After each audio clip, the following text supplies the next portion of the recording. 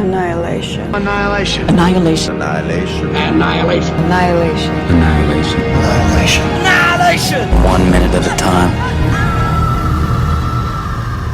Mind was a prison, ruby-lined, in its lipstick noir, everything woman I was expected to be, trapped between papered walls. What they said to do, I did not, but only levitated at the burning. The body a water in which I drowned, the life a windshield dirty with love. What they said to think, I thought not, but instead made my mind into a birdcage with wings. Melissa stuttered. Everyone in me is a bird.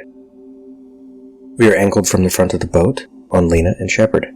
Around them is water and trees, and here and there you can see white dangling flowers growing on detritus in the water. Snowflakes. Sheppard just asked Lena where she learned to shoot. The script says Lena looks round, prepares to get her internal story straight. Her scripted answer obfuscates more than her answer in the film. In the script she answers, "My husband was military. We used to go hunting together in Pennsylvania. Deer." Lena continues to paddle, putting more effort into it than Sheppard. In the film, she is more open with her answer. Lena: I was in the military before I was an academic. Sheppard: Marines? Lena: Army. 7 years. She rests her paddle momentarily. Lena continued: Feels like a lifetime ago now. Sheppard: Yeah. Lena starts to paddle again. Sheppard continued: All other lives feel like a lifetime ago. We were kids. I was married. Second 18 cut too close on Lena at left of frame. Sheppard blurry behind her, right at the right edge of frame. Sheppard, sort of off screen, continued: Which do you carry around your neck? A husband or a child? Lena does not think long on her answer. Lena: Husband. He was in the army too. That's how we met. Second 29 cut too close on Sheppard. She caught that. Sheppard: Was in the army? In the script, Lena answers before Sheppard's follow-up. Lena: Yeah. In the film, Sheppard does not hesitate. Sheppard: You quit? Second 32, we are back on Lena, close. The script delays. Lena: No. Lena hesitates, doesn't want to lie to Sheppard, but does. And in the script and the film, Lena continued: KIA. It's almost the truth, the script says. Second 35, close on Sheppard again. Sheppard: Sorry to hear that. She looks at the water, her eyes betraying her. There is something she does not want to think on from her lifetime ago. Beat. Second 39, angle on both women from front of boat again. Interestingly, and maybe coincidentally, the paddling is in sync now. Sheppard continued: Guess there had to be something. They seem to hesitate paddling together, but Lena goes right back to it. Lena: What do you mean? Sheppard exhales and returns to paddling. And finally, one of those trees with the cancerous growths comes into frame on the right. It's flowers, white and green and teal and gray. Sheppard: Volunteering for this? It's not exactly something you do if your life is in... Sheppard looks at Lena. Sheppard continued: Perfect harmony? Another cancerous tree comes into frame on the right. Beat. Sheppard nods toward the other boat.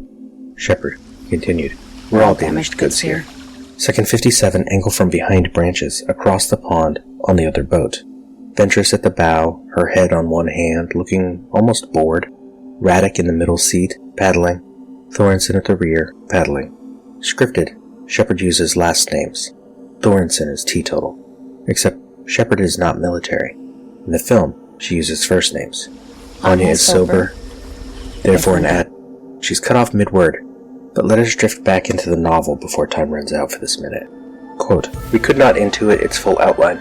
We had no sense of its purpose, and now that we had begun to descend into it, the tower still failed to reveal any hint of these things. The psychologist might recite the measurements of the top of the tower, but those numbers meant nothing, had no wider context. Without context, clinging to those numbers was a form of madness. I can hear them! There is a regularity to the circle, seen from the inside walls, that suggests precision in the creation of the building, the anthropologist said. The building. Already she had begun to abandon the idea of it being a tunnel. You have to look with better eyes than that. All of my thoughts came spilling out of my mouth, some final discharge from the state that had overtaken me above. But what is its purpose? And is it believable that it would not be on the maps? Could one of the prior expeditions have built it and hidden it? I asked all of this and more, not expecting an answer. Even though no threat had revealed itself, it seemed important to eliminate any possible moment of silence.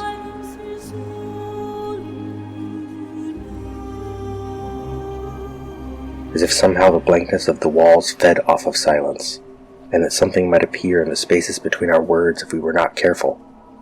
Had I expressed this anxiety to the psychologist, she would have been worried, I know. But I was more attuned to solitude than any of us, and I would have characterized that place in that moment of our exploration as watchful. A gasp from the surveyor cut me off in mid-question, no doubt much to the anthropologist's relief. "Look," the surveyor said, training her flashlight down into the archway. We hurried over and stared past her, adding our own illumination. Luminous meaning, Zoe, not this crude matter. A stairway did indeed lead down, this time at a gentle curve with much broader steps, but still made of the same materials. Who knows where it's been? And what it's brought back. At about shoulder height, perhaps 5 feet high, clinging to the inner wall of the tower, I saw what I first took to be dimly sparkling green vines progressing down into the darkness. I had a sudden absurd memory of the floral wallpaper treatment that had lined the bathroom of my house when I had shared it with my husband. Then as I stared, the vines resolved further, and I saw that they were words, in cursive, the letters raised about 6 inches off the wall. "Hold the light," I said, and pushed past them down the first few steps. Blood was rushing through my head again, a roaring confusion in my ears. It was an act of supreme control to walk those few paces. I couldn't tell you what impulse drove me except that I was the biologist, and this looked oddly organic. If the linguist had been there, perhaps I would have deferred to her. What the hell was that? "Don't touch it, whatever it is," the anthropologist warned. Go on, lean in. I nodded, but I was too enthralled with the discovery. If I'd had the impulse to touch the words on the wall, I would not have been able to stop myself. As I came closer, did it surprise me that I could understand the language the words were written in? Yes. Did it fill me with a kind of elation and dread intertwined? Yes. I tried to suppress the 1,000 new questions rising up inside of me. In as calm a voice as I could manage, aware of the importance of that moment, I read from the beginning aloud. "Where lies the strangling fruit that came from the hand of the sinner? I shall bring forth the seeds of the dead to share with the worms that..." Because we are food for worms, lads. Then the darkness took it.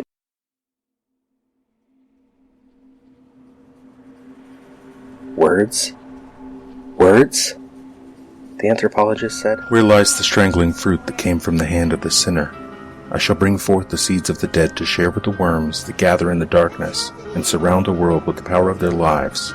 While from the dim-lit halls of other places forms that never could be writhe for the impatience of the few who have never seen or been seen. In the black water with the sun shining at midnight, those fruits shall come ripe, and in the darkness of that which is golden shall split open to reveal the revelation of the fatal softness in the earth. The shadows of the abyss are like the petals of a monstrous flower that shall blossom within the skull and expand the mind beyond what any man can bear. But whether it decays under the earth, or above on green fields, or out to sea, or in the very air, all shall come to revelation, and to revel in the knowledge of the strangling fruit, and the hand of the sinner shall rejoice. For there is no sin in shadow or in light that the seeds of the dead cannot forgive. There shall be in the planting and the shadows a grace and a mercy that shall bloom dark flowers, and their teeth shall devour and sustain and herald the passing of an age. That which dies shall still know life in death, for all that decays is not forgotten, and reanimated shall walk the world in a bliss of not knowing." Words? Words? The anthropologist said. Yes, words. "What are they made of?" the surveyor asked. Did they need to be made of anything? The illumination cast on the continuing sentence quivered and shook. Where lies the strangling fruit became bathed in shadow and in light, as if a battle raged for its meaning. "Give me a moment, I need to get closer." When somebody blows their nose and you want to keep it? Did I? Yes, I needed to get closer. What are they made of? I hadn't even thought of this, though I should have. I was still trying to parse the lingual meaning, had not transitioned to the idea of taking a physical sample. But what relief at the question, because it helped me fight the compulsion to keep reading, to descend into the greater darkness and keep descending until I had read all there was to read.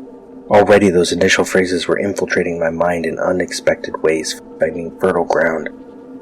So I stepped closer, peered at Where Lies the Strangling Fruit, I saw that the letters, connected by their cursive script, were made from what would have looked to the layperson like rich green fern-like moss, but in fact was probably a type of fungi or other eukaryotic organism. The curling filaments were all packed very close together and rising out from the wall. A loamy smell came from the words along with an underlying hint of rotting honey. This miniature forest swayed, almost imperceptibly, like seagrass in a gentle ocean current. Other things existed in this miniature ecosystem, half hidden by the green filaments. Most of these creatures were translucent and shaped like tiny hands embedded by the base of the palm. Golden nodules capped the fingers on these hands. I leaned in closer, like a fool, like someone who had not had months of survival training or ever studied biology. Someone tricked into thinking that words should be read. I was unlucky, or was I lucky? Triggered by a disturbance in the flow of air, a nodule in the W chose that moment to burst open and a tiny spray of golden spores spewed out. I pulled back, but I thought I had felt something enter my nose. I experienced a pinprick of escalation in the smell of rotting honey.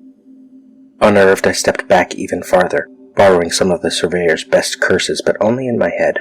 My natural instinct was always for concealment.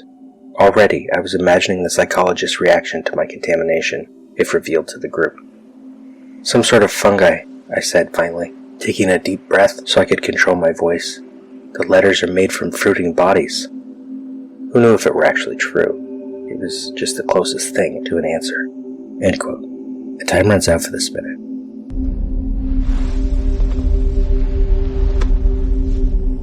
We spoke.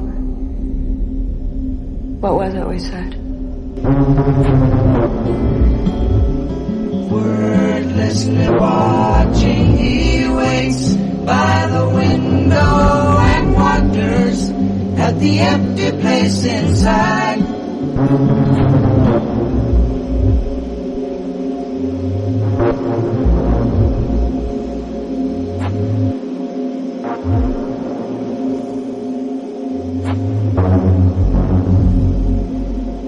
Annihilation is all we are. Annihilation.